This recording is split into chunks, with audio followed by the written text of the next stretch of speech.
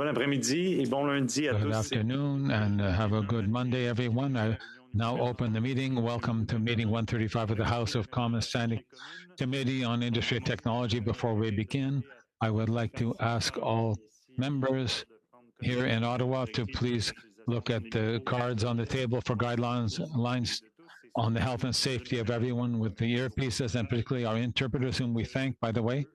And I would also like to remind you that in accordance with the order of April 24th, the committee is resuming the study of Bill C-27, an act to enact the Consumer Privacy Protection Act, the Personal Information and Data Protection Tribunal Act, and the Artificial Intelligence Act, and consequential and related amendments to other acts. And I wish to welcome today Samir Shabra, Director General, Marketplace. It seems like the interpretation is not working.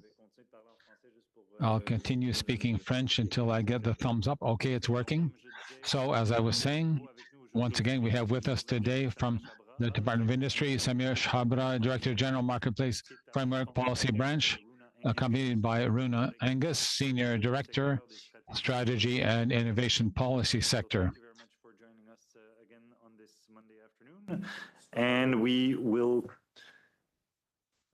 just one sec. Est-ce que la traduction fonctionne maintenant, monsieur? Is the interpretation working now, Mr. Turnbull?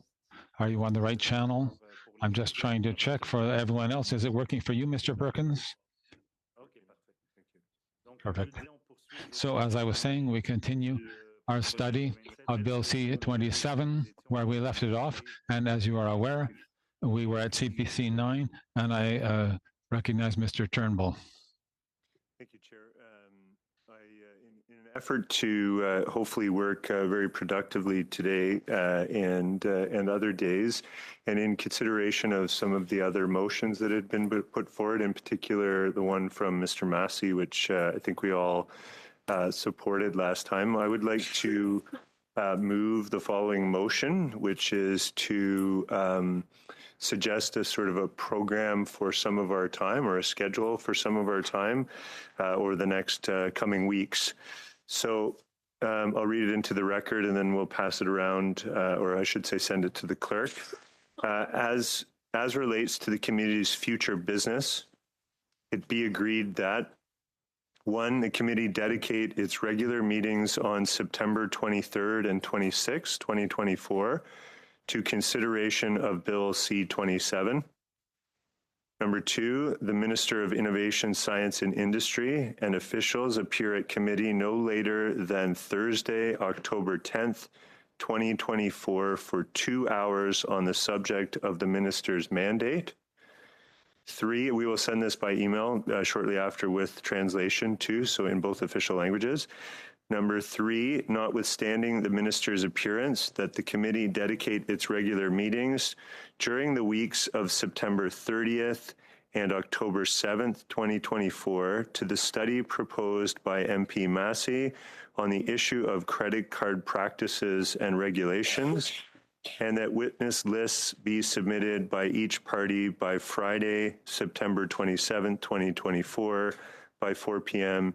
Eastern Standard Time.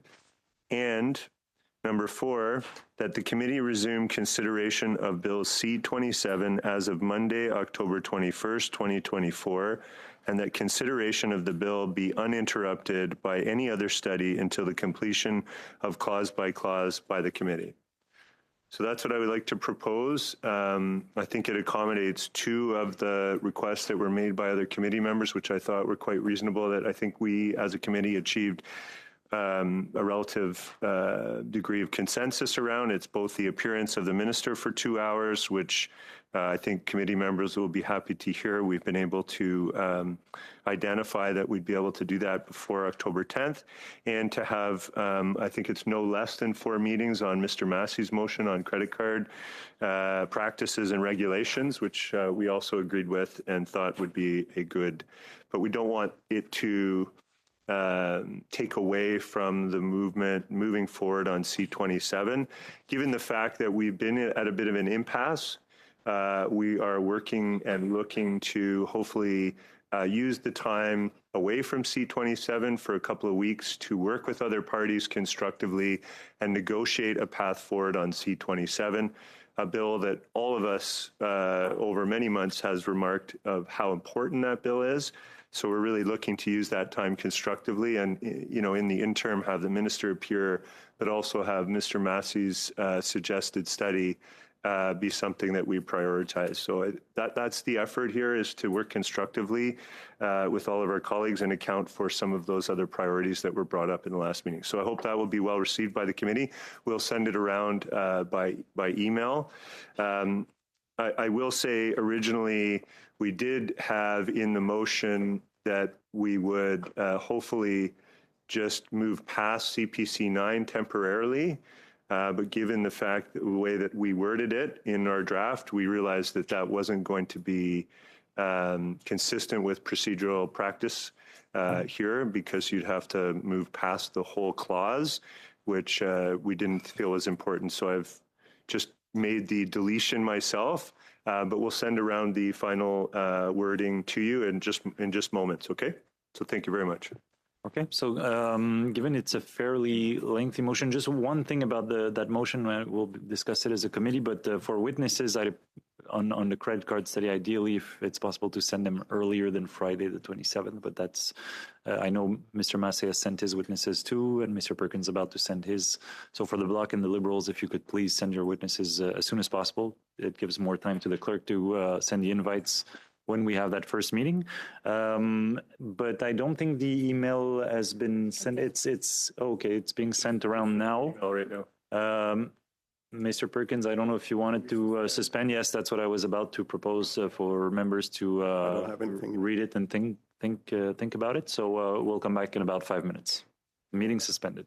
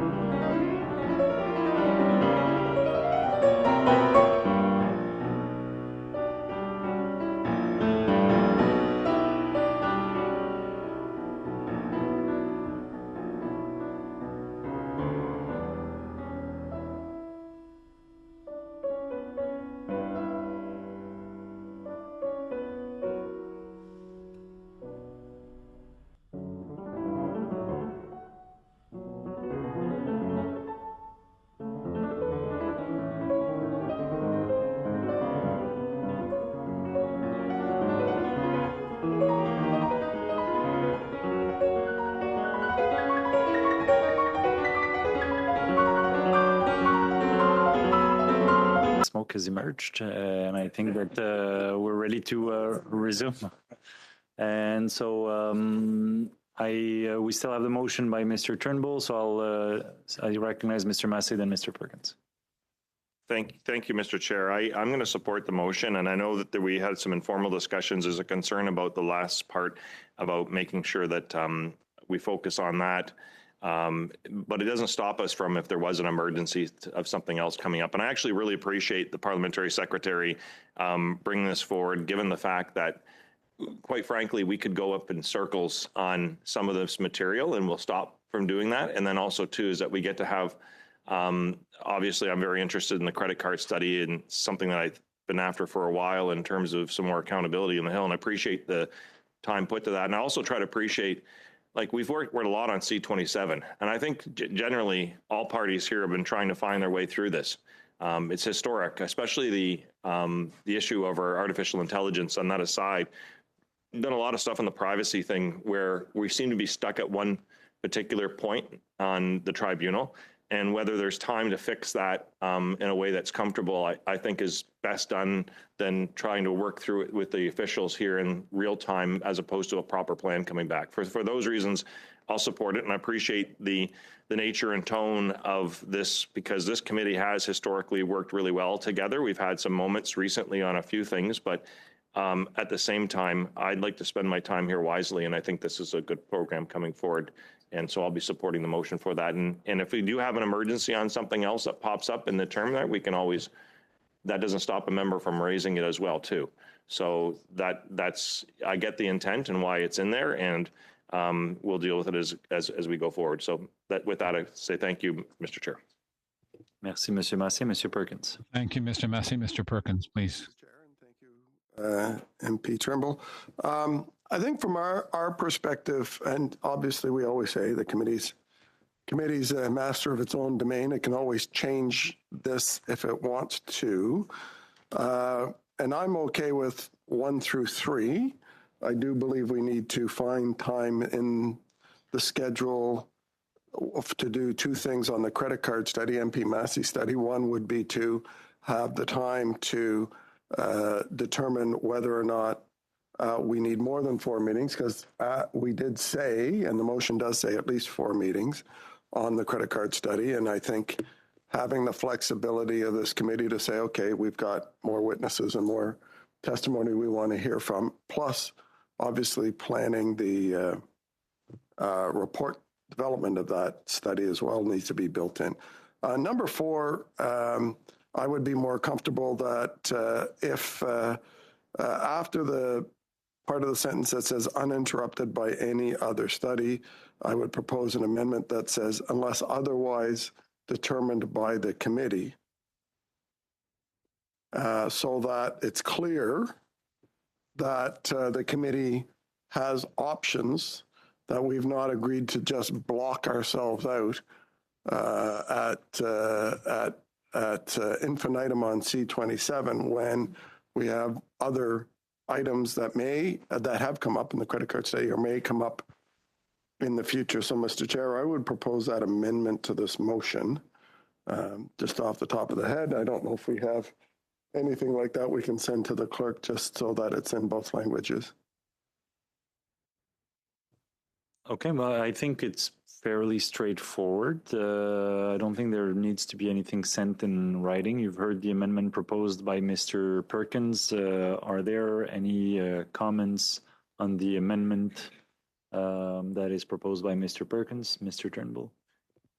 Yeah, I mean, technically, I think it's a bit redundant because it's already implied that the committee can do whatever it deems is the will of the committee. But I also don't think having it in there really hurts or detracts from us getting to an agreement, because but I just think it's already kind of implied. You already said it, but you're formalizing it in the actual wording of the motion. I don't particularly have a problem with it.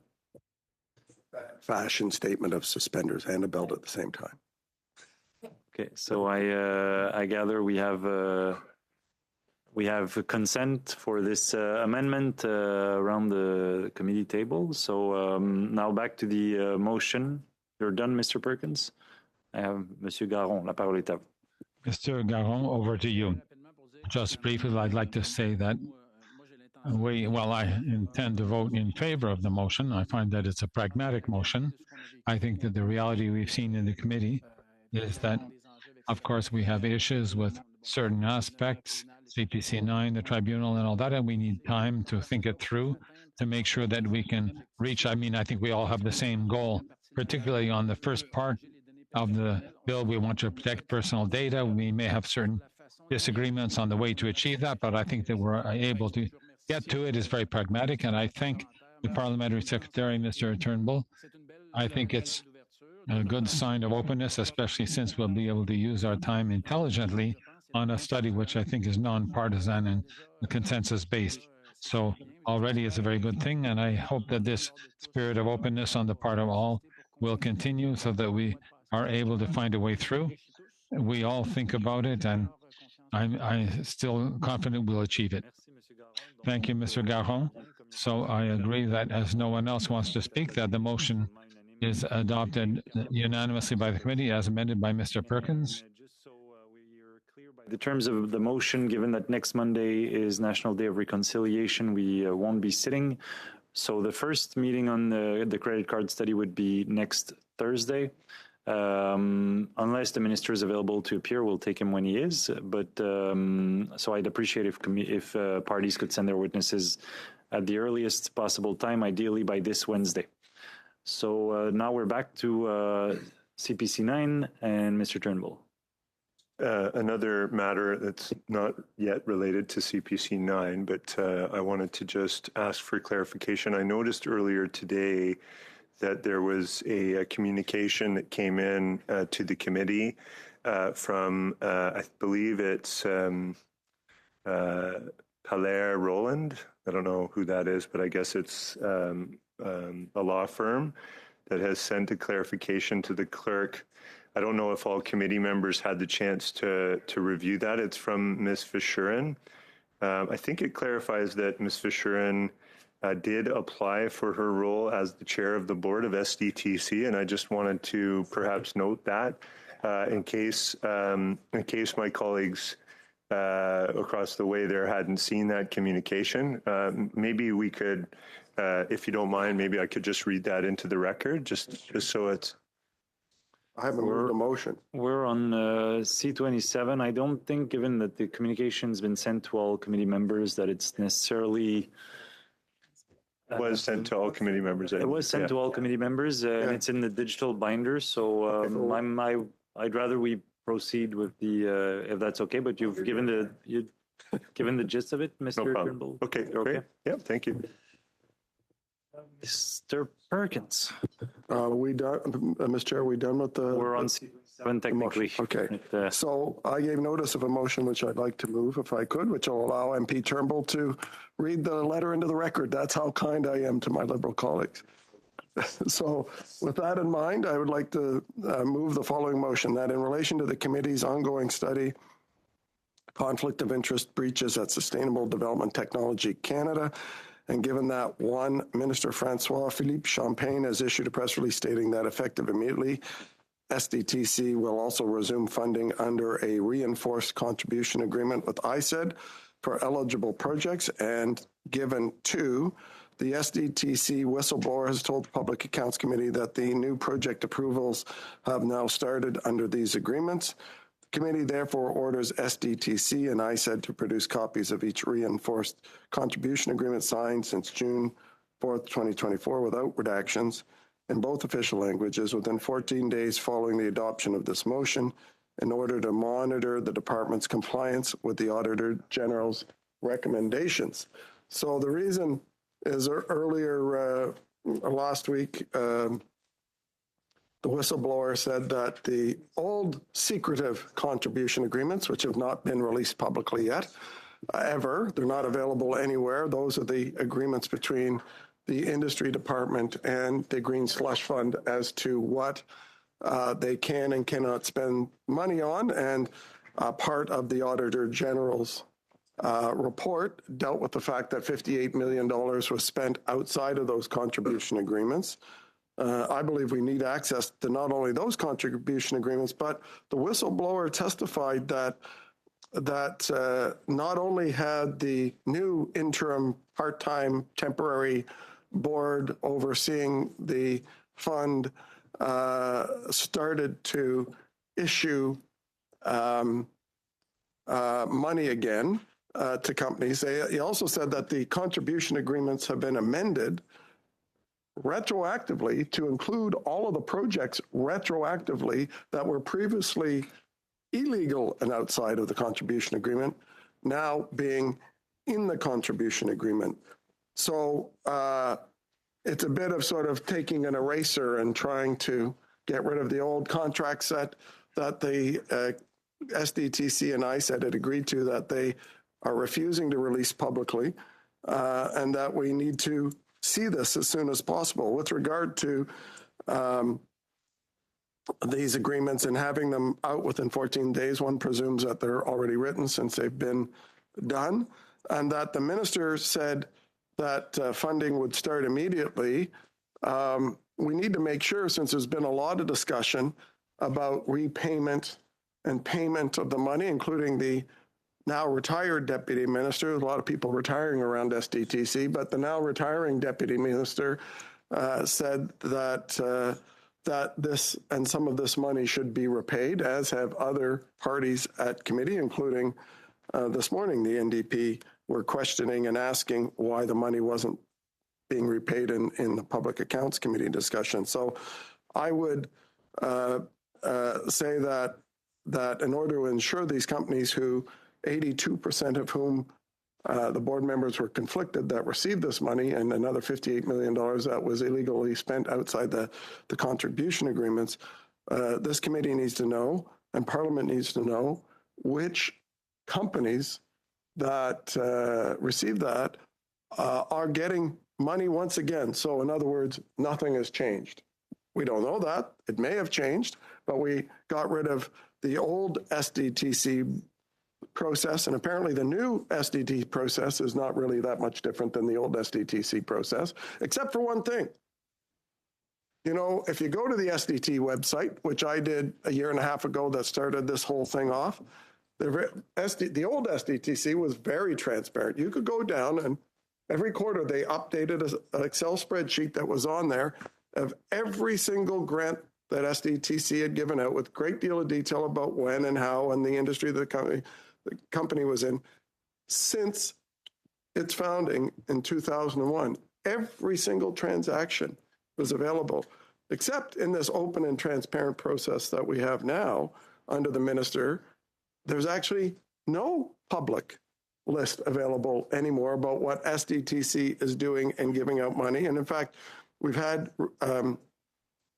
testimony from the president of the National Research Council where this eventually will be housed before it gets again punted to another organization after the National Research Council has it, that they don't actually publish at the National Research Council absolutely any of their grants. They put out a quarterly report that says we spent so much in this program and so much in this program, but they do not put out a list of where that money goes. So we're taking the minister's new open and transparent process is to take an organization, the $1 billion Liberal Green Slush Fund, that actually was disclosing what they were spending it on. So you could do the work and find out what directors were feathering their own beds as they were, to the tune of $390 million, according to the Auditor General. Now you can't even do that. You can't even see that on SDT's website, on the NRC website, on anybody's website. It's a super secret society.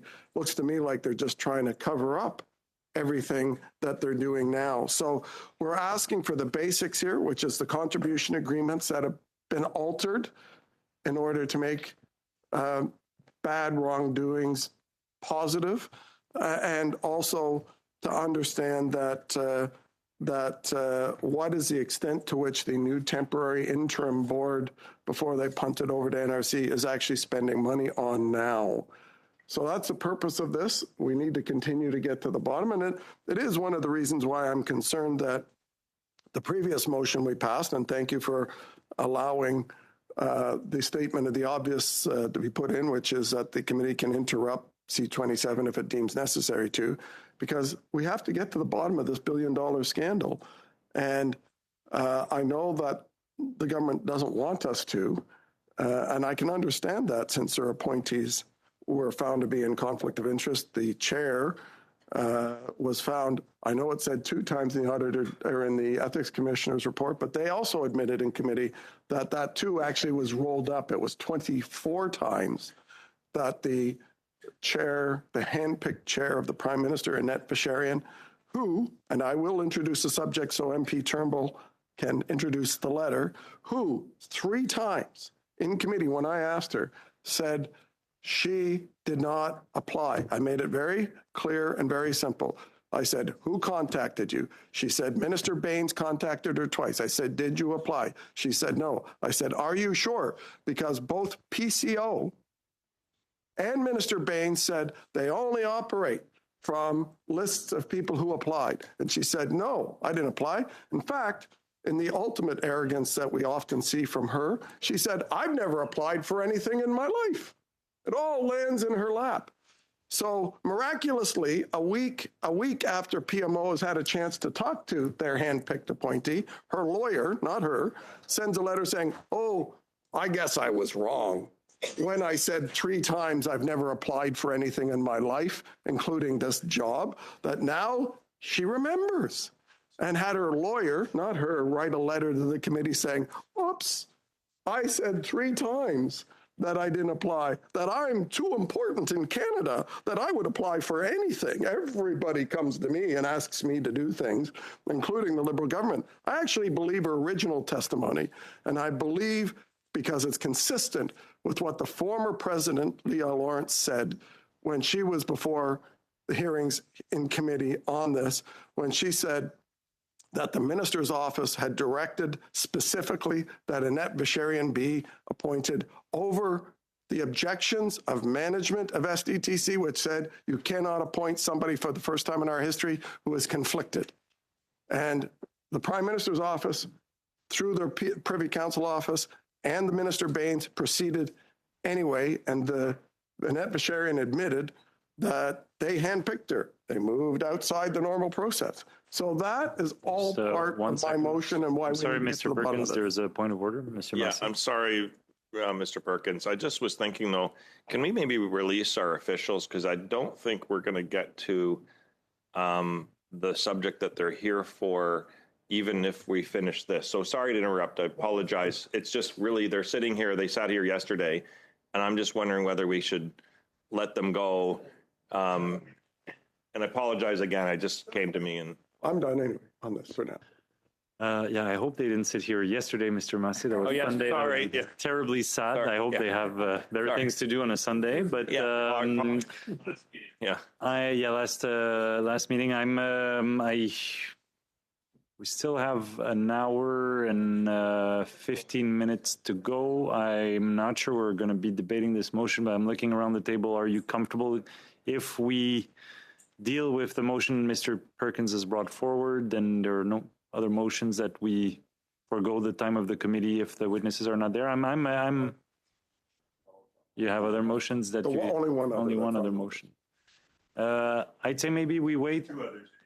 We wait until 4:30, and at 4:30, if we're still there's no end in sight to this these motions, we'll release the witness. It's just, yeah. Okay, thanks. Yeah. Sorry. I appreciate that, Mr. Massey, and I'm sure Madame Ingis and Mr. Chabra as well. Yes, Mr. Perkins, you may resume. I'm sorry, Mr. Chair, that concludes my initial remarks. Okay. Are there any other speakers? I see Mr. Généreux and then Mr. Turnbull. Mr. Chair, I just want to read maybe the French version or the French version. So the last paragraph says the committee therefore orders SDTC and ISED to produce copies of each reinforced contribution agreement signed since June 4th, 2024, without redactions in as well as the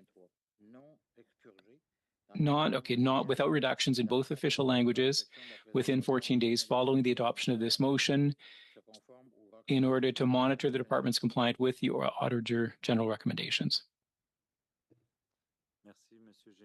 Thank you, Mr. Généreux. Thanks, Chair.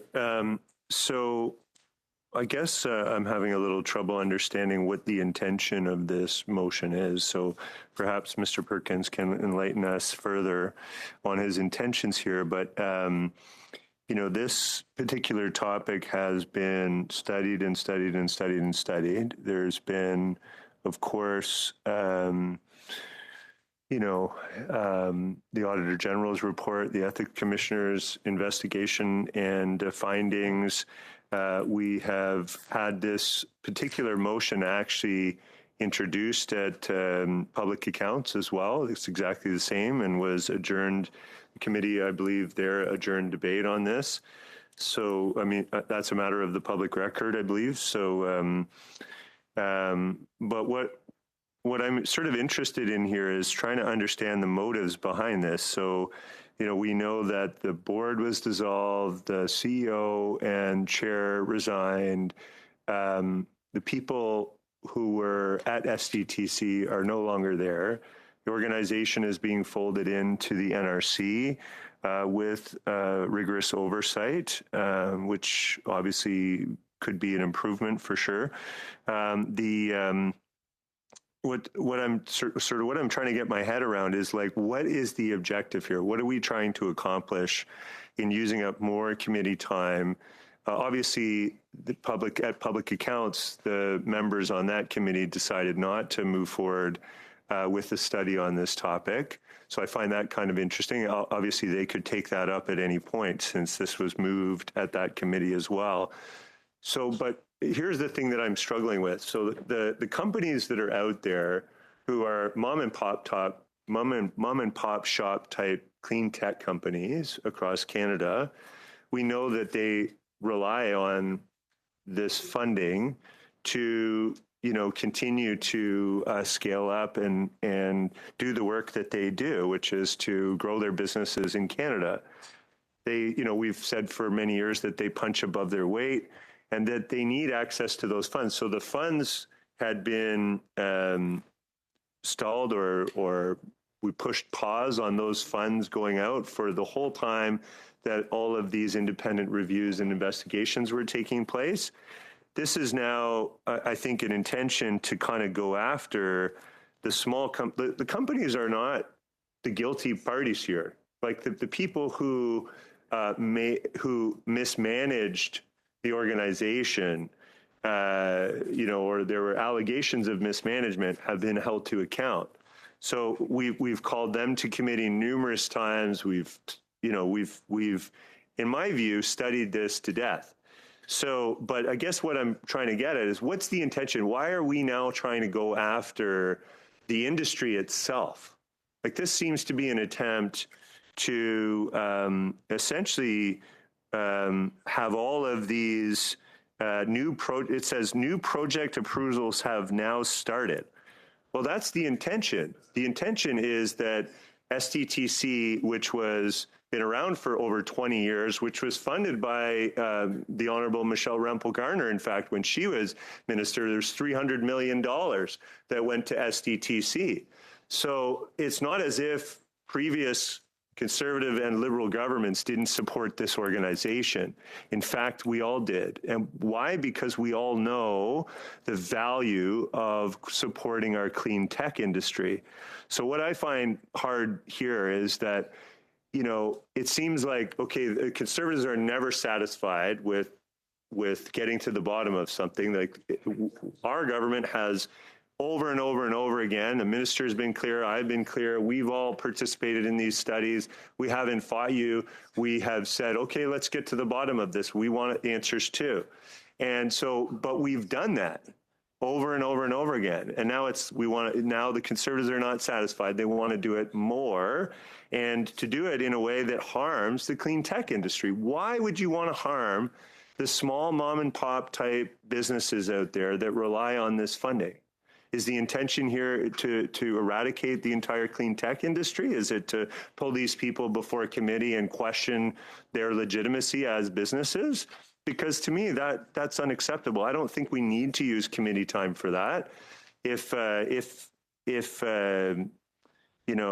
To me, if we've all agreed in the past that that better oversight was needed, that there were some technical violations as the ethics commissioner had said. I know the conservatives keep pumping up their little misinformation campaign, trying to call this more than what it is. But we know that the ethics commissioner said it was a technical violation. That's what he called it. That was his term. I asked him very specifically about what the difference between abstention and recusal is. He said, well, technically, it's basically a technical violation of the act. The conservatives want to say that this is corruption, this person is a liberal insider. They're saying it every day in the House of Commons, and it's not true. It's false. So you want to continue to do that. I get it. This is politics, and you want your clicks and you want your little videos to put out on social media, but that's not what's actually happened here. So I know that's what you want to make it seem like it has happened, but I really don't think that we should be using committee time to essentially question, small to medium-sized enterprises across Canada and jeopardize the funds that they actually need in order to scale and grow their businesses. That includes businesses in Sherbrooke. It includes businesses in Calgary and Victoria, in Thornhill. There's a long list of organized. So I don't think the Conservatives, I hope anyways, aren't jumping to the conclusion that every clean tech business in the country is now a target to be ripped down and torn down because of a few technical violations at SDTC, which have been accounted for, where the individuals have been held to account, and where the organization has been completely transformed into and to have better oversight and a tighter governance model and framework. To me, that seems like you got what you wanted, which was accountability. We all wanted that, and so, but now you can't put it to bed. You got to keep wanting to study it. So I don't understand the rationale. I just don't understand the rationale. On est sur l'amendement de Monsieur Généreux. So we're on Mr. Généreux's amendment. For those who didn't understand, Mr. Généreux has sent an amendment that was sent by email. I have Mr. Patzer first. Sorry. Okay. All right. Thanks, Chair. Well, I mean, I guess let's just start off with the fact that there was 186 contracts, I believe, that were in conflict. So at this point, it's about making sure that now that there's funding going back out again, that it wasn't just pause and then restart funding to the same 186 companies that had irregularities in their applications and in their contract. So this is about making sure that taxpayers are not, once again, continuing to fund people that don't deserve to get this money. That's what it comes down to. This is about the accountability piece that I was talking to you about last week when we were debating a different motion. So if it should absolutely be in the interest of every member of Parliament, regardless of political striping, to make sure that any company, regardless of which government is in power, isn't ripping off the taxpayer, right? So, but the fact, $330 million on 186 contracts is where the counter is at with this particular fund since this government took over. So I think if nothing has been done to remedy this, and it's just going to continue on as it was before, then of course there's going to be substantive issues that this committee should be looking at and every member should want to look at. So at the end of the day, it comes down to accountability. Has the minister been accountable to taxpayers to make sure that the adjustments have been made to make sure that this process does not happen, but that also the companies that were already founded to be under a conflict aren't also continuing to get something when they shouldn't be getting it. So this is not about assaulting the mom and pop shop that might be looking to get in on something here. This is about people that have connections and they're using them to improperly further their own means. Merci, Monsieur Patzer. Et avant de passer Thank you, Mr. Patzer. And before going to Ms. Rempel-Garner, I see how it's, so Ms. Angus and Mr. Chabot, if you would like to leave, unless there's opposition, I would release you. Thank you for being here with us. Ms. Rempel-Garner, Mr. Perkins, and then Mr. Drouin. Thank you, Chair. Okay, I'd like to make the case for this motion in the context of some of the comments that Mr. Turnbull made. So first of all, thank you for acknowledging the support of the Harper government for promoting clean technologies. As I mentioned in my introduction to the committee, I actually spent a lot of time prior to being elected commercializing early stage university technology, but with with a specific focus on clean tech, clean energy tech. So I'm familiar with this space, and I think that we're all in agreement that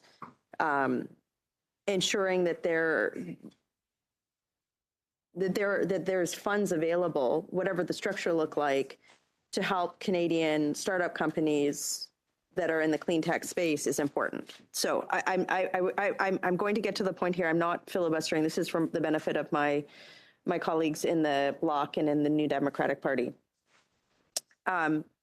If I may,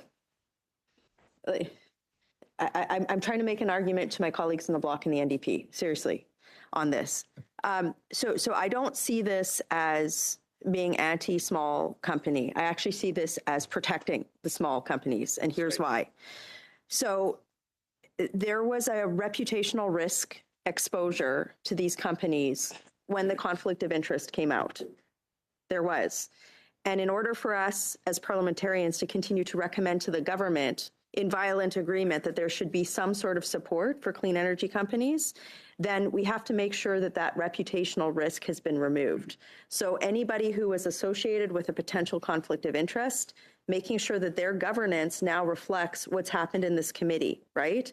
So to me, that's why the production here is a good thing. It's just a check, like, yep, this has been, like, so after all of this exercise that's happened in this committee, that anybody who's been involved in this conflict of interest is no longer in that position with the funds still flowing through to them.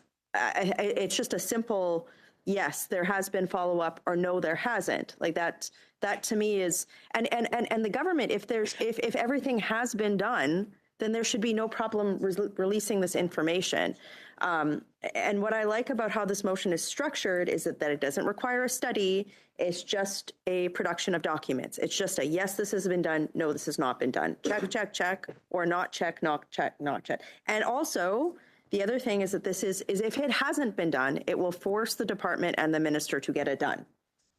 So for me, like the insinuation that like this motion is about hurting these industries. No, this is about ensuring that there's the reputational risk that has been inflicted upon these companies by frankly the malfeasance of the federal government.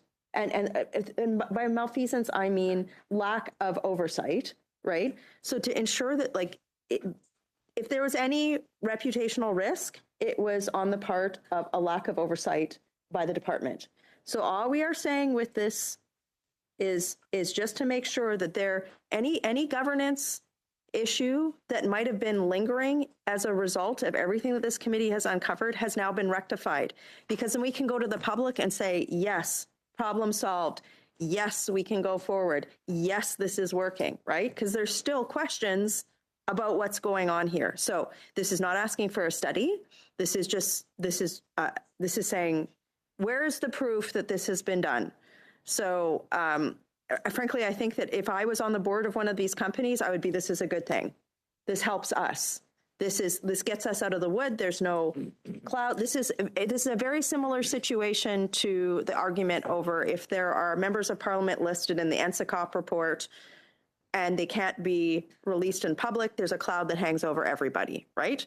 So what we're doing with this is saying, look, if the governance issues have been rectified, great. Put it out there, check, check, check. We're good to go. I think this is an elegant solution because it doesn't require more committee meetings that I'm sure the minister doesn't want to go to. And again, if it is done as it should be done, and as the parliamentary secretary claims, there should be zero issue in issuing this. So I think we should get on with it and vote in favor of this motion. Merci beaucoup. J'ai Monsieur Drouin. Just Mr. Drouin. Oh, right. Mr. Perkins. To hear what Mr. Drouin has to say.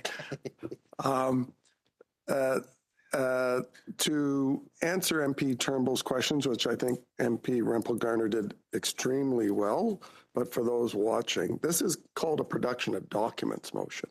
It doesn't take up any committee study time. It's just saying, produce these documents. And why are these documents important? That's essentially what MP Turnbull was asking. This isn't some sort of determination by this committee of who should or should not get money. The production of the documents, two basic documents. One is these things that have been referred to in every hearing so far on this called contribution agreements. SDTC, the Green Slush Fund, is a foundation. was a foundation set up by the Chrétien government. And as such, it doesn't receive parliamentary appropriations like a Crown corporation does. It receives lump sum large amounts. The last one being just about 4 weeks before Minister Champagne took over, of $750 million was transferred from the federal government under Minister Baines before he went off to help raise cell phone rates for Rogers. And so what does that do? Well, the industry department, which Minister Baines and Minister Champagne are responsible for, sets out an agreement with the board and the management of SDTC, the Liberal Green Slush Fund, to say this is what you can spend money on within the parameters of how Parliament has allocated it, and you're limited to this. So why is that important? Well, the Auditor General, and I know this is a difficult thing sometimes for government members to accept, but the Auditor General is an officer of Parliament and is neutral. And in the Auditor General's report, the Auditor General said $58 million of taxpayer money. That's a lot of money by anyone's standards. It's more than the sponsorship scandal under the Chrétien government, which was $42 million funneled to Liberal insiders. This $58 million is outside of the contribution agreement. That's not me. That's the Auditor General's findings, not just in her report, but in her testimony before committee. Incredibly, SDTC former director, Stephen Kukuchar from British Columbia, who served in the office of Liberal Minister Anderson, who also was the organizer in British Columbia for Justin Trudeau, in committee testified that when he joined the board, when he joined the SDTC board, they never gave him the contribution agreements to read. These secret documents, they're not out there, they're not available on the website. They've never done this. They've never released them, but yet everybody is basing that $58 million, I shouldn't say everybody, the Auditor General is basing that $58 million on the fact that it's outside the agreement. They didn't even share them with SDTC board members. Talk about corporate governance failure under these Liberals. Annette Becharian, Stephen Kukuchar, Guillaumet, all these people of André Lise-Motat, all appointed, who were the 9 directors who were found in conflict of interest 186 times by the Auditor General in her select examination of 226 transactions, which represents about half of what were done in that period of time. 186 of them were conflicted. So we're asking for those documents. And I don't know why the government wants to prevent them from being released to the committee without redaction. And the minister has said, and the deputy minister of industry has said that some of this money should be paid back. Well, how do we know some of these committees, these companies, aren't now getting more money, the ones that got it outside of the contribution agreement or were in conflict? The only way is through transparency and tabling it. So those are the 2 documents we're looking for. Not looking for 12 more meetings on this. There are other things we can do on this and meetings, that's for sure. But to me, transparency, as somebody once said, is the best, what is it? The best transparent, sunshine is the best disinfectant. And why is the government not willing to see, if they got this great new process in place with this great new board, to have that kind of transparency, at least the transparency that the previous old SDTC Green Slush Fund had. We have less now. So those 2 documents. And that's what we're asking for. Production of documents. It's not an issue of us saying yay or nay on a particular company, as the Liberals like to imply. They see a boogeyman there. Maybe they're trying to hide the boogeyman. I don't know. But I can understand why every time we have a meeting, there is new evidence and new levels of incompetence and self-dealing that gets revealed. That's why this has gone on. Perhaps Liberal members should ask themselves, why are they okay with that? Why don't they want to get to the bottom of it? Why do they keep saying every time we put forward and ask for documents on this that have been revealed by testimony, or every time we say, oh, look, the chair and the minister, Liberal minister, are contradicting each other. Let's have them both hear committee to see who's lying. Every time we do that, the government resists. So that tells me they're not interested in the truth. They're not interested in getting to the bottom of it. But they wouldn't oppose this. They have nothing to hide. Release the documents. Merci, Monsieur Perkins. Thank you, Mr. Perkins. Mr. Drouin. Thank you, Mr. Chair, and I appreciate two speeches by my honourable colleague. I do question their motivation. As just an hour ago, they were saying time to go to an election right away. So I just question: are they even going to want to look at those documents if they are produced? And Mr. Perkins said something interesting, trusting the words of the Officer of Parliament. And there is another Officer of Parliament, the Ethics Commissioner. And I was at a meeting this morning at Public Accounts, and Mr. Perkins well knows he was there. But the Ethics Commissioner cleared a board member, and Mr. Perkins proceeded to attack him regardless of the Officer of the Parliament, a nonpartisan Officer of Parliament, and proceeded to attack him. So I'm questioning, what is the rationale? What is the motivation behind this? Is this because their fundraising numbers aren't high enough? Are they going to launch a video on Rebel News and fundraise even more off of this issue? So I'm just questioning the modus operandi behind this, because this committee is going to be seized with this question again, even though it was seized with it before. And to quote Mr. Perkins, we're not done at Public Accounts with this particular study. So it's going on and on and on, despite the fact the Auditor General has looked at this particular issue, despite the fact that the Ethics Commissioner has looked at this particular issue, despite the fact there's been a third-party investigation by McCarthy, Tetro, despite the fact that there's been a third-party investigation by RCGT. Are we going to have investigations of investigations of investigations? I'm just wondering, where do they see this ending? And do they want political interference into this decision making, or should we let public servants operate within a governance framework that we've created? I'm just wondering. Merci, Monsieur Drouin. Monsieur Garon. Thank you, Mr. Drouin, Mr. Garon, and then Mr. Massé, please. Listen, there was the report of the Auditor General, which was worrisome. We had witnesses. Ms. Visharin was here as well. So we have a number of reasons to be worried. And I think a fact that we have to recognize is that Mr. Champagne has taken his responsibilities to a certain extent. When we had Minister Baines, I feel that we were lied to.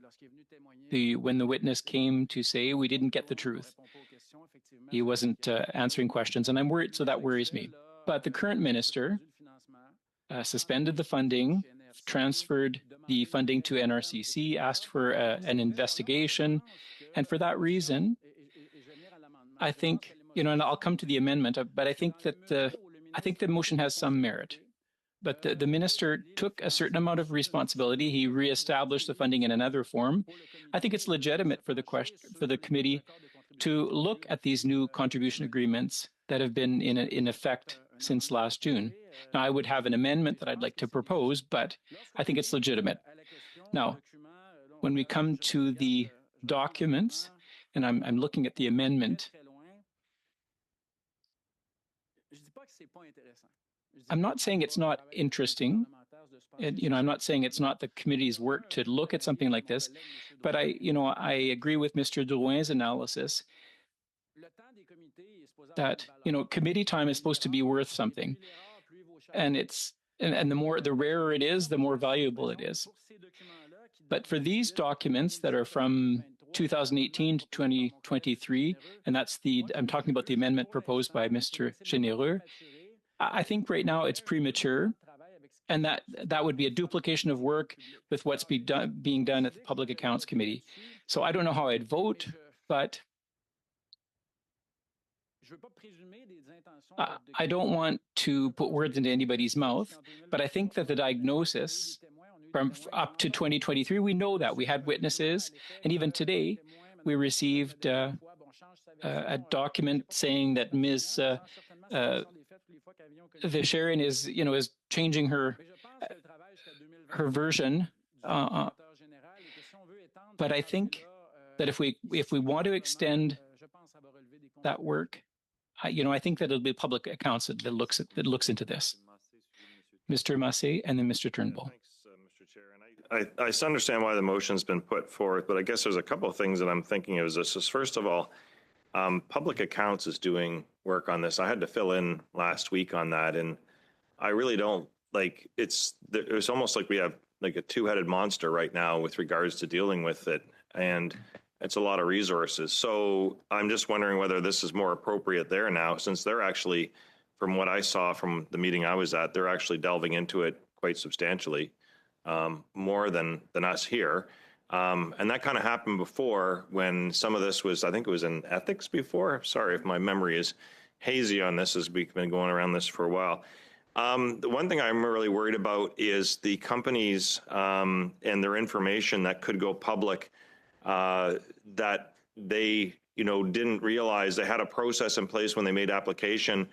And I think there was a good point made here, is that the SDTC problem wasn't from the companies applying to it. It was the behavior of the board and the director in particular, members. And so now, why wouldn't we then just have this as the policy forever, if that's the case? And then I wonder, with some of the companies that have been captured into this already, they've expressed concern about their intellectual property and other matters, and their competition from other, even foreign companies on some of these innovations that are taking place.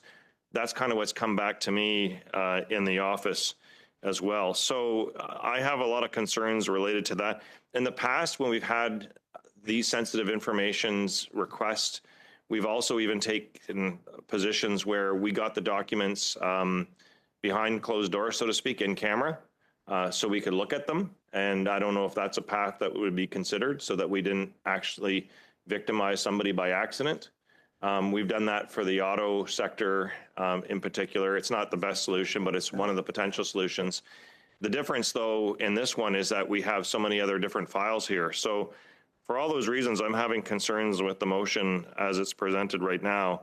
And I wouldn't mind, after this, I don't know what happened at public accounts fully today. But that's one thing I'm going to have to go back and take a look at in terms of where they're going at this. I think that's a bigger question for all of us. I know that there's been other issues too that have been shopped around several committees, like the auto file, too much to my concern, was shopped around at different committees as well too.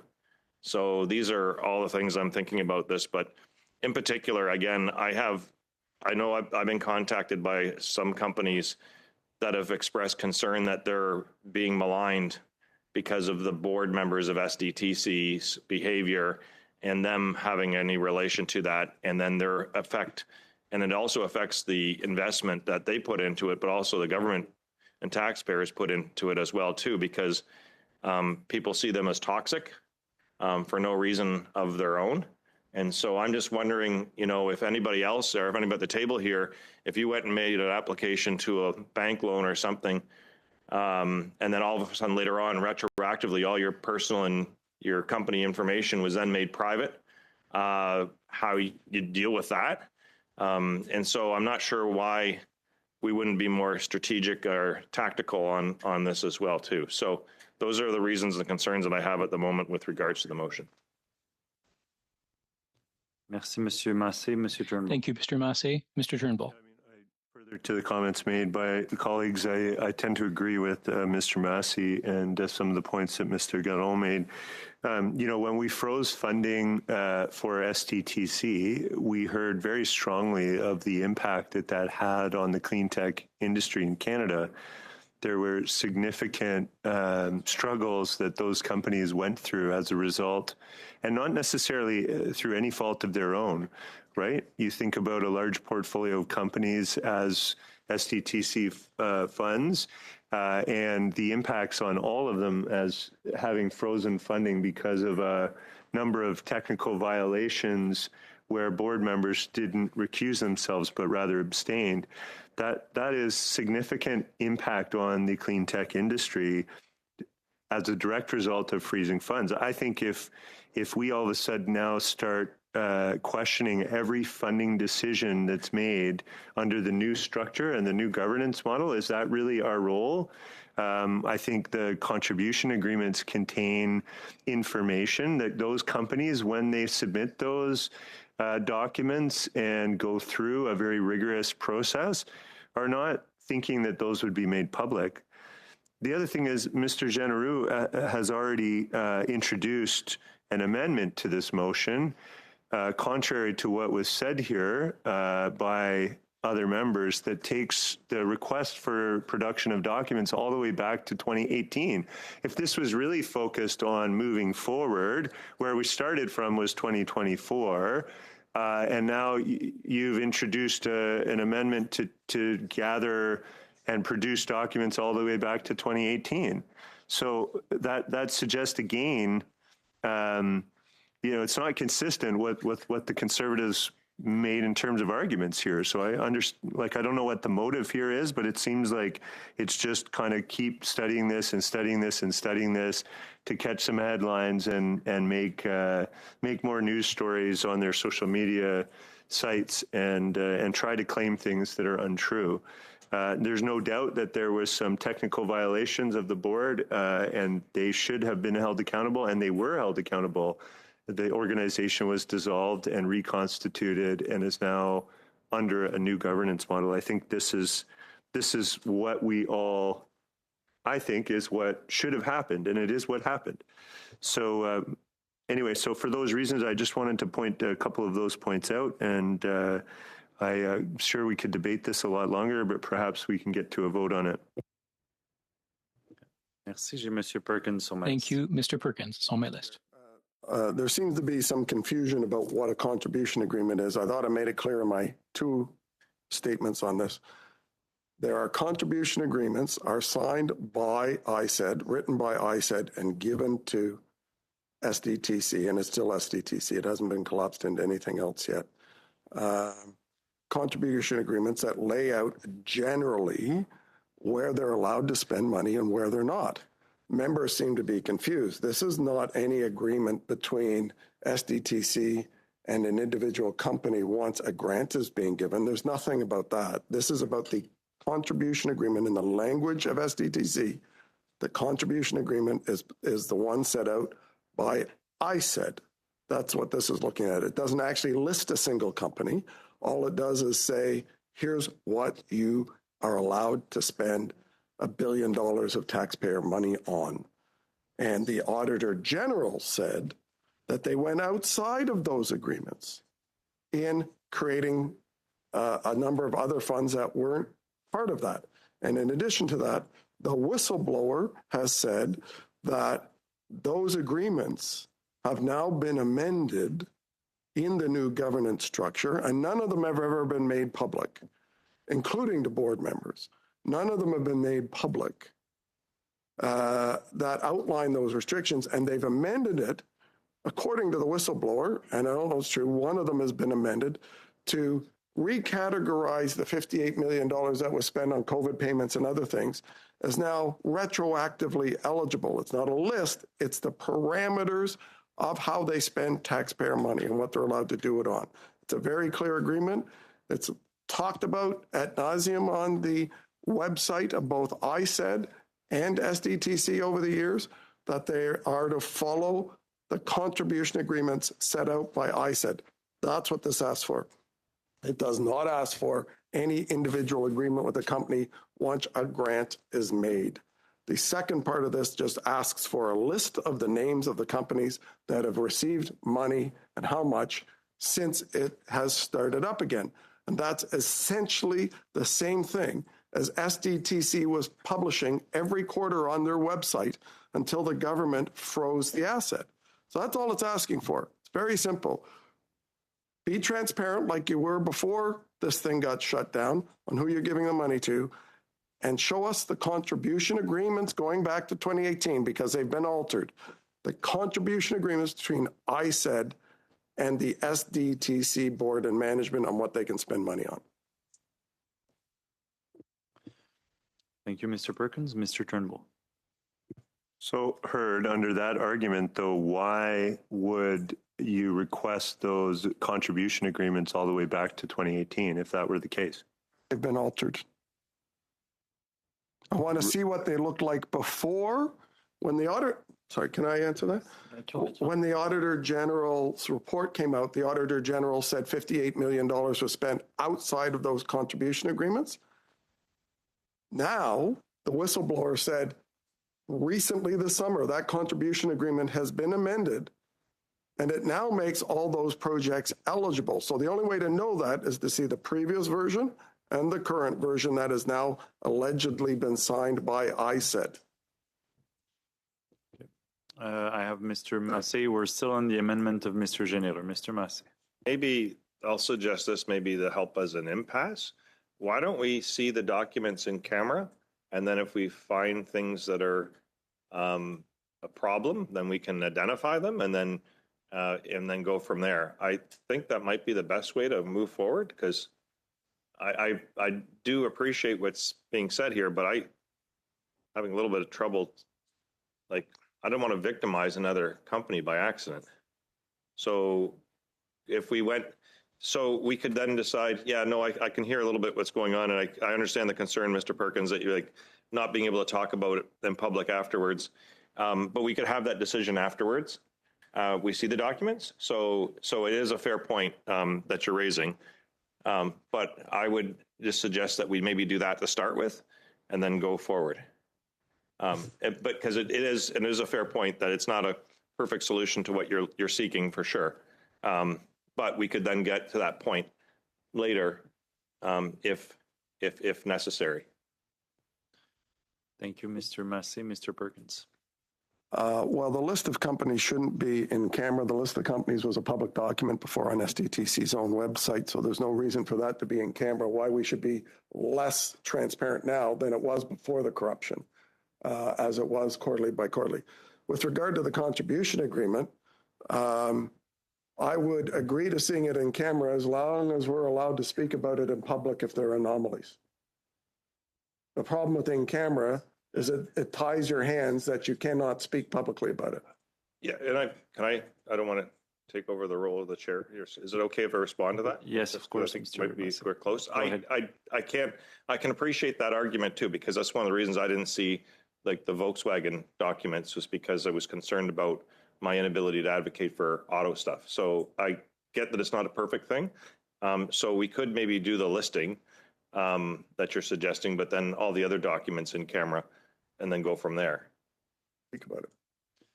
Yeah, I think you will. If it's in camera, you can't speak about it until we agree in camera. We can set aside some of the meeting to discuss that. So you're not fenced in. That I understand what you're trying to and that's a fair point. But I guess what I'm still worried about is secret. Okay. Thank you, Mr. Massé. But so far, we're still debating the amendment proposed by Mr. Généreux and Mr. Généreux.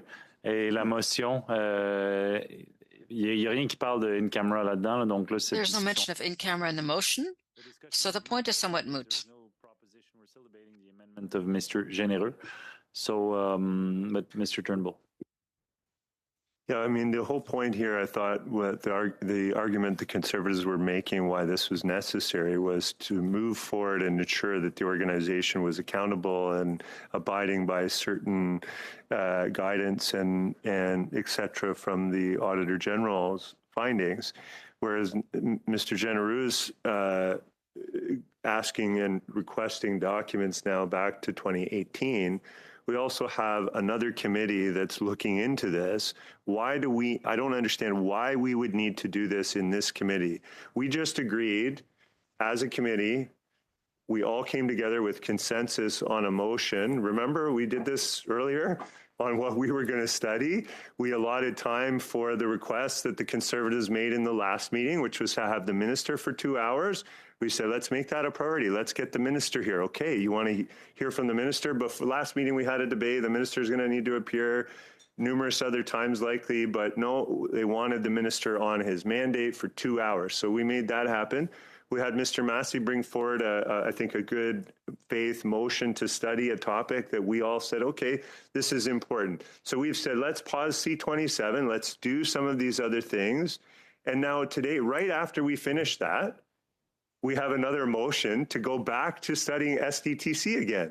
We already, just a few months ago, the Conservatives called a 106.4 in the middle of the summer, remember? And we said, okay, like, I don't know if you remember that day, but we all came together to have a meeting, and it wasn't all that productive, I would say. We then still scheduled the first meeting back, 2 hours with the Annette Fisherin and an hour with the Ethics Commissioner. Again, showing and signaling that we're willing to get to the bottom of this. We're willing to work together as a committee. But like, where do we draw the line here? We just keep going down this path of like more and more and more and more.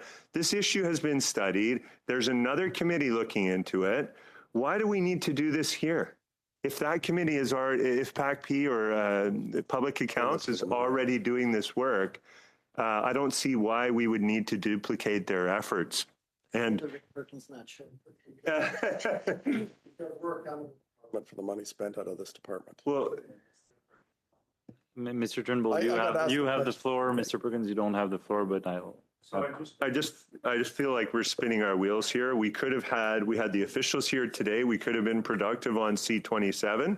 It's unfortunate that they're no longer here. I understand Mr. Perkins has more motions that he wants to pass, but I honestly don't see the need for document production back to 2018, which is the amendment that Mr. Genereux introduced. And it's counter to the whole argument that the Conservatives were making in the first place. So what is this really about? It just doesn't seem like it's consistent with the arguments that were made at the outset here. So it's making me question the motives behind this. Merci, Monsieur Généreux. Thank you, Mr. Généreux. Chair, I remember that back in 2015, the Prime Minister in the elections had clearly indicated that he would be the most transparent government that would ever have ruled in Canada. It's 9 years later, and it's still an issue of transparency that we're facing, and we're receiving requests to produce documents. It's very simple. It's not complicated at all. I don't know why they're constantly questioning this, whereas we need to justify why we are asking the production of these documents, because really we're looking for the truth. We're trying to understand whether or not things were well done compared to the way it occurred before, and we're asking for transparency. It's very simple. I think we need to stop there. I'll stop there. Yes, we can perhaps vote, but that's what I have to say. That's music to my ears, Mr. Généreux. I see that there are no other speakers on the list, so on Mr. Généreux's amendment, I would like to call the vote. Madam Clerk? Against. Mr. Aria. Mr. Davoy. No. Mr. Gahir. No. Mr. Van Bynen. No. Mr. Perkins. Yes. Mr. Genevers. Wait. Mr. Patzer. Yes. Ms. Rempel-Garner. Yes. Mr. Garreau. No. Mr. Massey. No. Alors, l'amendement est défait, ce qui nous ramène à la motion. The amendment is defeated. This brings us back to the motion presented by Mr. Perkins. Do I have any speakers to the motion? Chair? Yes, a motion for amendment, Mr. Garon? Well, I understand the argument that was raised by Mr. Massey to the extent that some of this information could be harmful to some companies who have not done anything fraudulent. We know that there have been problems at the highest levels of the board, all of that. It was it was documented. We were very harsh with them. However, in and of itself, STDC has a toxic name, and this process might be harmful to some of the companies now. And I spoke to this earlier. Nevertheless, I do believe that the request for documents raised by the Conservatives is legitimate. And I would be prepared to support it if we withdraw the request for non-redacted. I think we should leave it up to the document to not wish to disclose any document that might be harmful to a company. This being said, however, it is within the committee's purview to ask once again for these non-redacted documents if ever we realize that there has been abuse. So I would like to raise the sub-amendment to simply withdraw the words in non-redacted to the name. So we have the amendment to withdraw the name, the non-redacted. So we have all heard Mr. Garon's proposal to ask for the motion that is non-redacted. Mr. Turnbull. Sorry, maybe it's the French translation. I might be struggling to understand. So my apologies. Basically, no offense to our translators. They're doing a great job, but I didn't quite understand whether you... after June 4th, 2024, you would remove without redactions. So it can be, we can just remove without redactions, je pense. Ça permet donc que soit, it allows for redactions if you remove these two words. That's what, in essence, Mr. Garon's proposing. So it's with redactions, essentially? Or necessary, I guess, yeah.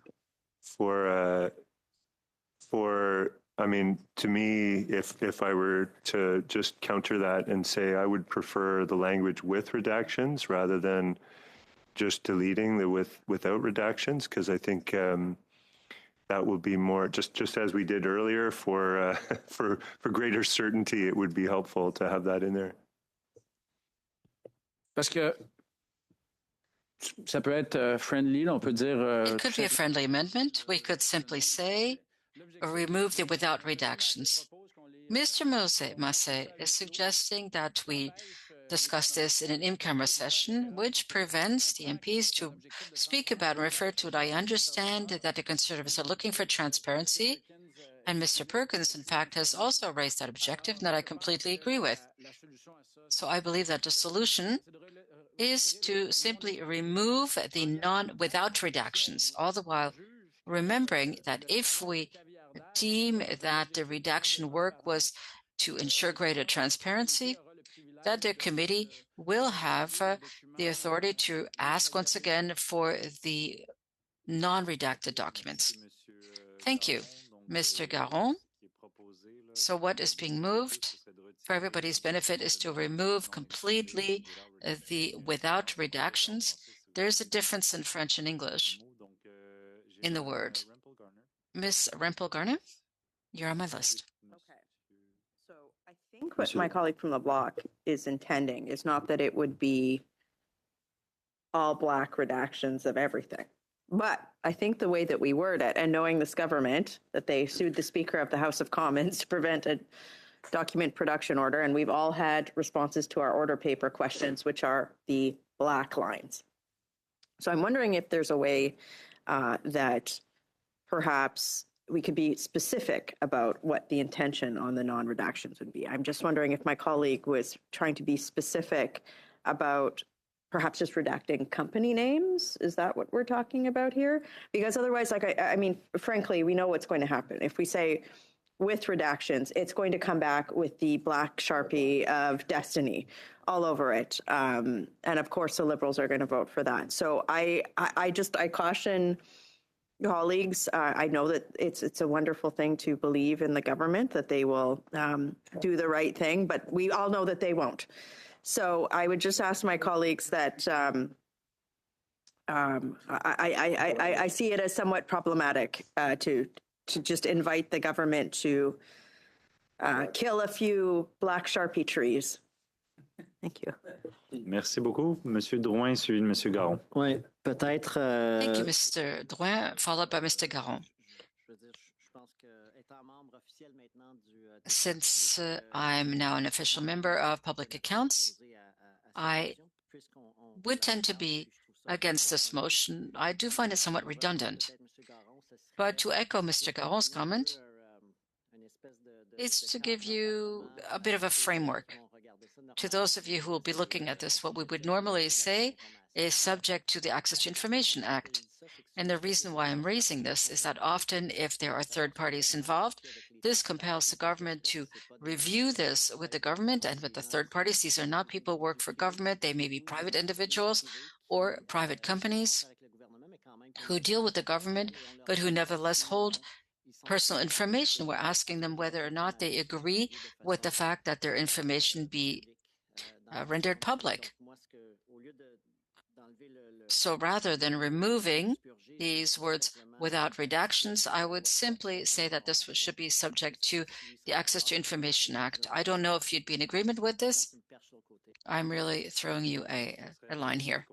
Well, it would be redacted pursuant to the Access to Information Act. Mr. Garon. Well, I think we're still dealing with the amendment. I think we can agree to do this in a friendly fashion if we want to change it. So I'd like to respond. Regarding Ms. Rempel-Gardner's question, look, I have not seen the documents. So we'll take the documents. We won't see the names of the companies and the public companies. It'll take 4 seconds, and these documents will not be redacted. Mr. Massé had made the proposal, had said, look, we'll look at them non-redacted, we'll consult them, we'll look at them together, and we're going to decide what we need. But we can't get into the specifics of what is going to be redacted and not. We can't decide that as a committee. We haven't seen the documents. I'm not comfortable with that.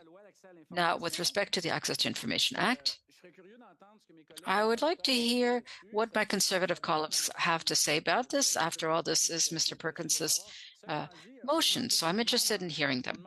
Now, so how much time are we asking to obtain the documents? 14 days? That's in the main motion. So let's be realistic. Let us be realistic. You are going to be working with the governments that will say notices to all kinds of companies. They'll send this out to their lawyers. You will receive no single document within 14 days. It simply won't happen. Mr. Drouin says, yes, I'm handing, an olive branch. That's fine, but you're not going to catch a fish. So I think if we head there, and I think it's all in good faith, but I have zero hope that we will obtain any document whatsoever.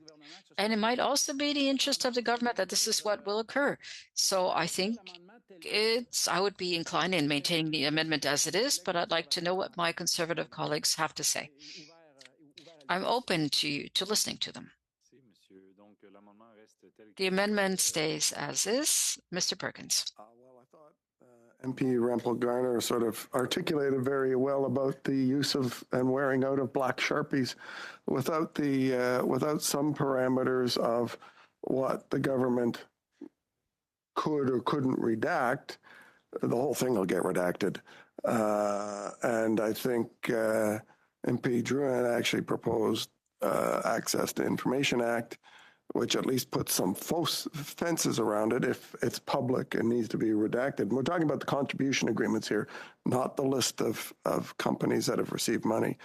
Frankly, I don't see anything in that needs to be redacted probably at the end of the day, because it's not about a particular individual company or a particular individual. It's just about how do you spend taxpayer monies? What can you spend it on? So if there wouldn't be anything commercially sensitive. So if access to information were used, I think that would be a fair compromise. In terms of the document itself, the document's already in both languages or wouldn't be provided to the one would presume with directors who speak both official languages on the board, that the documents are already available in both official languages because they've been provided by the department to the foundation. So it should be a simple matter of saying, is there anything commercially sensitive in the contribution agreement, which I don't believe there is. So that's what you can redact if there's something commercially sensitive. If not, give us documents. So that's where access to information, I think, if I believe that's where it sort of draws the line, is around commercial sensitivity. Ok, je ne sais pas si j'ai Monsieur Turnbull. Mr. Turnbull? Quick suspension to to discuss this among our colleagues? Sounds reasonable. Let's suspend for 5 minutes.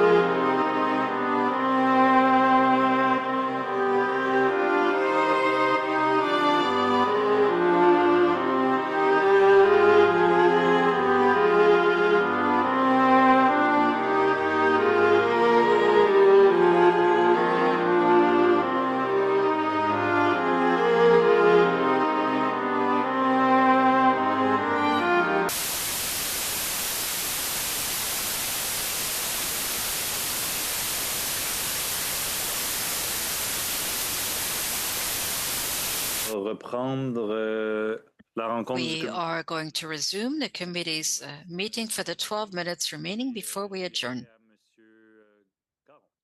Mr. Garon, you have the floor. Chair, it rarely occurs that we do things right the very first time around. However, I think we might have found a solution. I would suggest that I amend my amendment so that we can achieve unanimous consent. I'll read the last paragraph. I'll do it in French. The committee therefore orders STDC and ISED to produce copies of each reinforced contribution agreement signed between STDC and ISED. So after contribution, signed between STDC and ISED since June 4, 2024, without redactions, that is without any mention of the company names. Am I understanding you correctly? I think you said 24th of June. No, I meant June 4th, June 1st. No, the actual Saint-Jean holiday is on the 23rd. So you did mean June 4th. Yes, I did. You have heard the motion. I think we have unanimous consent to withdraw your amendment and to move this new amendment. Mr. Perkins. I still don't understand so I understand what Mr. Garon, I think, is trying to do, but I thought we were in agreement that with Mr. Drouin's suggestion that there would be redactions according to, what is it, AIT. And so I wonder how we got here. Like, how did we get to a point where we're now saying, with my understanding, Mr. Garon, was you said without redactions, but I was expecting you to say with redactions, according to what I thought we had kind of agreed upon as a committee. But maybe I misunderstood. Mr. Garon. Mr. Garon. Well, according to my interpretation, I think it's the right one. When there's contribution agreement, first a mandate letter for a specific contribution, which is signed between STDC and ISED. Then, during step 2, a contract is then signed individually with the company. And that's not the last contract we're asking for. All we're wanting to see is the contribution agreement. Therefore, we do not need to subject redactions to the Access to Information Act. We just want to see the mandate letter between STDC and ISED. Now, to be more careful, we're saying that if ever it were to occur that there's a specific name in the mandate letter, that name would be redacted. But apparently, this mandate letter in any case will not include a company name. So the fact that we're not asking for the contracts, we're only asking for the contribution agreements, is such that we do not need the Access to Information Act here. Have I explained this correctly? Okay. So we've all heard the amendment, Mr. Turnbull.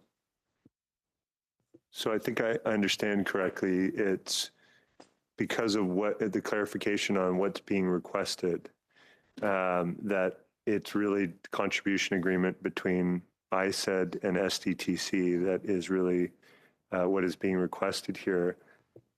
But shouldn't it be subject to the same Access to Information Act in order to, like, I don't know what's in that. I haven't reviewed that agreement, so I don't know what's in there. But to me, if there's anything that should be redacted, then it should be. It shouldn't be released to the public. So I just have a concern that if we say without redactions, we're assuming what's in that agreement, perhaps. And so for me, it feels like I think I understand that it's not going to include, and Mr. Garon, you actually said that it won't include any references to any companies, which I think is a good clarification. But shouldn't it also be subject to the same kind of requirements that an Access to Information request would be? in terms of making sure that if there's anything else that could be revealing or sensitive, that it should be redacted. I felt pretty comfortable when we were going down that route. I was getting more comfortable with this, and now I'm feeling like I'm back to. I mean, I appreciate the clarification on what's being requested, because I think there was a lack of clarity on that to some degree. But now I'm sort of thinking, well, what else could be in there that might not be relevant, but could be sensitive information to either SDTC or ISED. But I'm not too sure what's in it. So I think Mr. Perkins had said he's really looking for what, I guess, SDTC is allowed to spend money on. I think that's sort of the intention here. But I'm not sure about the motion being as clear as it could be. So I have to sort of think about that. I need another minute or two to confer with colleagues to see if we can vote in support of that, because I'm not sure that we can. I'm tempted, given that we only have 6 minutes left. Can suspend for a minute, but no more than a minute.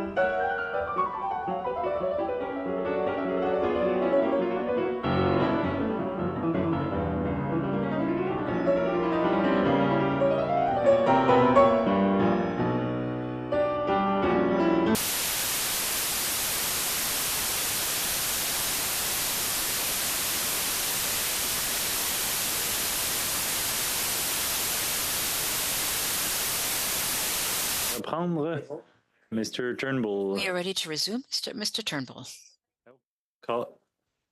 Colleagues, will His attention, colleagues, the attention of committee members. Mr. Turnbull, the floor is yours. Thank you, Chair. So I've conferred with the team here and looked at, okay, well, what else would an unredacted copy, be, exposing that might not be appropriate. And I think that I need a little bit more time to think about that. I don't really feel comfortable with a fully unredacted copy of a contribution agreement of the scale and scope that I think this would include to be out publicly. I don't think that is necessary. I think reviewing it in camera as a committee, I think could be more than fine, but I really don't think that it's necessary to have an unredacted copy. I mean, if Mr. Guérin had said with redactions according to the Access to Information Act, I probably would have been quite comfortable with it. But given the fact that he said he was removing all redactions, I'm now concerned that exposing such a contribution agreement to in the public might not be a good thing. In fact, I think what we want to see. And our job is, as Mr. Perkins constantly reminds us, is to hold people accountable. And if that's our job, then we should be able to do that ourselves by reviewing that agreement in camera and deciding how we move forward. I think we'll be reassured by the agreement. I think that if we review it in camera, that it'll show that there's a very robust governance framework and a system for making decisions and very clear guidelines. So I think that will be clear to us. So I would suggest that maybe we take a little bit more time. I'm not sure whether we're going to get to CPC 9 anyways in our next meeting.